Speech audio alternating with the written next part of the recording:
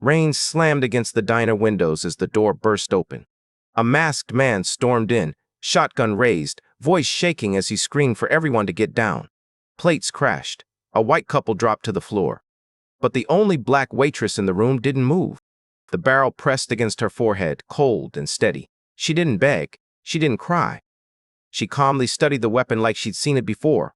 From the darkest booth in the corner, a powerful white man watched her without blinking. The robber thought he controlled the room. He was wrong. Because the most dangerous shift that night wasn't the gun. It was who refused to fear it. What happens when the person everyone underestimates refuses to shrink? Comment and tell us where you're watching from. We love seeing how far these stories reach. And subscribe for more powerful stories that demand to be heard. The next morning, the internet decided who she was. The clip of the robbery spread fast, edited, slowed down, zoomed in on her face. Headlines didn't call her brave, they called her cold. Some called her aggressive. A few comments asked why she looked so calm, as if calmness required permission. In a city that already watched black women too closely, Zariah woke up trending for the wrong reasons.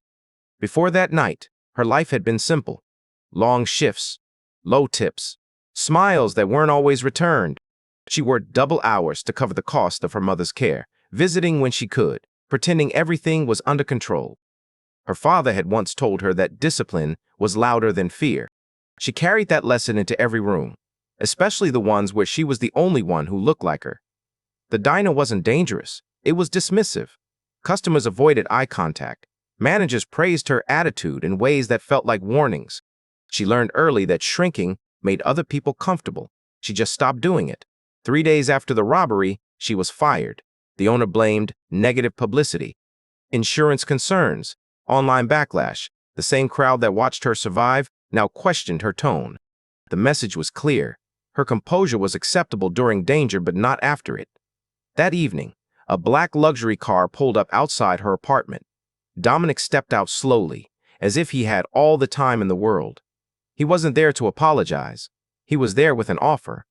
And it wasn't charity. Zariah didn't step into Dominic's world blindly. She studied it first.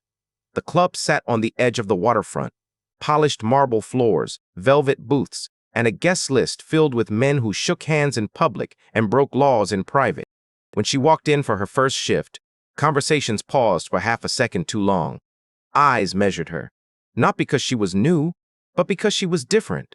Dominic introduced her as the new floor manager. His voice was calm, controlled. Some of the men nodded politely. Others didn't bother hiding their skepticism. A few women whispered behind manicured hands. Zariah noticed everything. She noticed who refused to make eye contact, who tested her authority by ignoring her instructions, who assumed she was hired for optics. Vincent, Dominic's right hand, watched quietly from the sidelines. He didn't interfere when a wealthy donor snapped his fingers at her like she was still serving coffee. He waited to see how she would respond. She didn't snap back. She didn't shrink either. She corrected the man's tone without raising her voice, and the room felt the shift. It was subtle, but it was there. Anthony did not like that shift. He had been with Dominic for years. He understood the rules of that world. Loyalty meant obedience. Power meant control. And suddenly, this woman who used to carry plates was standing in meetings where she didn't belong. The first sign came 3 nights later. A group of investors from out of town occupied the private lounge. They laughed louder than necessary, drank heavier than required, and stared at her like she was part of the decor. One of them leaned back in his chair, voice dripping with mock amusement. "You people always stay calm until it's time to explode." The room went quiet. It wasn't loud. It wasn't screamed. But it was deliberate.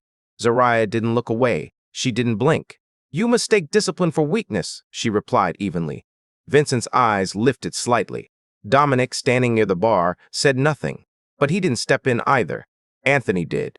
He laughed sharply, stepping forward like he was smoothing tension, but his tone carried something darker. She should remember who signs her checks. That landed harder than the first insult. It wasn't about money. It was about hierarchy. Zariah felt the familiar burn in her chest. Not fear, not embarrassment. Recognition. She had seen this pattern before. Authority tested, boundaries pushed, dignity treated like a negotiation. But she also noticed something else. Anthony kept checking his phone, kept glancing toward the back exit, kept shifting when Dominic's back was turned. 3 days later, she overheard something she wasn't meant to hear. Two men arguing in a storage hallway. Low voices. Urgent. The robbery at the diner hadn't been random. It had been staged. The gunman was supposed to wait, supposed to create chaos while Dominic stood. The bullet meant for him never came because panic ruined the timing. Anthony had orchestrated it. Zariah didn't gasp. She didn't rush to Dominic. She watched. She started mapping patterns. Who stood where during meetings? Which cameras had blind spots? Which security rotations overlapped? And then Dominic announced a private poker gathering at a warehouse outside the city. Anthony volunteered to host. The air shifted again. Zariah felt it in her spine. Before they left for the warehouse, she made one quiet adjustment, one that no one noticed. She rerouted a backup security feed to her personal device. A precaution, a silent insurance policy. The warehouse was cavernous, steel beams overhead, shadows stretching longer than they should. Dominic sat at the head of the table, relaxed but alert. Vincent positioned himself near the entrance. Anthony smiled too much. Midway through the game, Zariah felt it. The same sensation from the diner. Eyes watching from above. She saw the reflection first in the polished surface of a whiskey glass. A faint glint in the rafters. Scope. Her pulse didn't spike. Her breathing didn't change. But her voice did.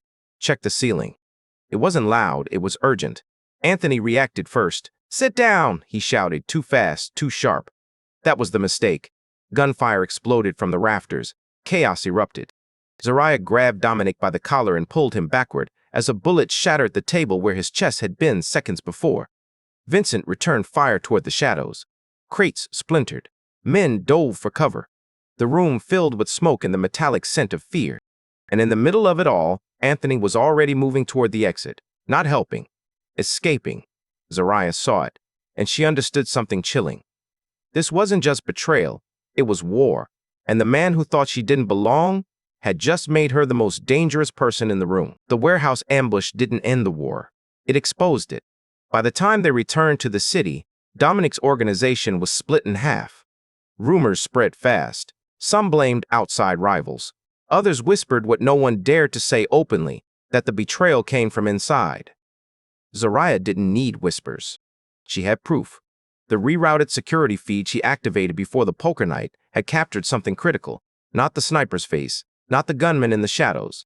It captured Anthony stepping away seconds before the first shot. It captured him signaling toward the rafters. Small, calculated, intentional.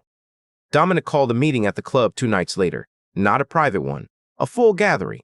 Captains, investors, enforcers. Every man who believed power only flowed one direction. Zariah stood beside the bar, dressed in black, silent but observant. Some still looked at her like she was temporary, decorative, replaceable. Anthony entered like he owned the room. He wore confidence like armor. He even clapped Dominic on the shoulder in front of witnesses, playing the loyal soldier. A few men laughed too loudly at his jokes. Sebastian arrived last, older, polished, calculated, the kind of man who never raised his voice because he never had to. He took a central seat without asking. The room shifted around him. Dominic spoke first, calm, controlled, but colder than usual. He referenced the ambush without accusing anyone. He mentioned loyalty, structure, discipline. Anthony interrupted. "You got sloppy," he said sharply. "You let distractions weaken you." The word distractions lingered in the air. Eyes shifted toward Zariah. Sebastian leaned back slightly, watching. Anthony took a step forward, voice rising now so everyone could hear. "She doesn't belong at this table." The room tightened. It wasn't the first time she'd heard it. It wouldn't be the last. But this time, it wasn't whispered behind champagne glasses. It was shouted in a room full of armed men. Zariah didn't react emotionally. She stepped forward instead. Her voice didn't shake. "You tried to kill him because you thought I was a weakness." Silence slammed into the walls. Anthony's expression flickered, just slightly. Dominic didn't move. Vincent's hand hovered near his jacket.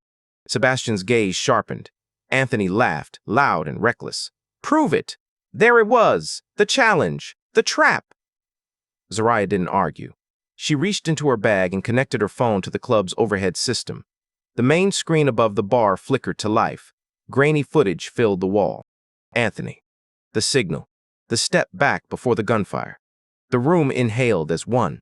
Anthony's face drained of color, but only for a second. He recovered fast, drawing his weapon with a sudden, explosive motion. "You think they'll follow you?" he shouted, aiming wildly between Dominic and Zariah. "You're nothing but a token." The word never finished, because Sebastian stood up, not to defend Dominic, not to defend her, to reclaim control. His voice cut through the chaos like a blade. "Enough." The authority in that single word froze the room. Sebastian stepped forward slowly, studying Anthony like a failed investment. "You were useful," he said evenly. "Now you are a liability." Anthony's confidence shattered. He looked around for support. No one moved. Not a single man stepped beside him, because power had shifted already, and everyone felt it. Vincent disarmed him within seconds. Efficient. Final. Anthony was dragged out through the same doors he once walked through like a king. Silence followed.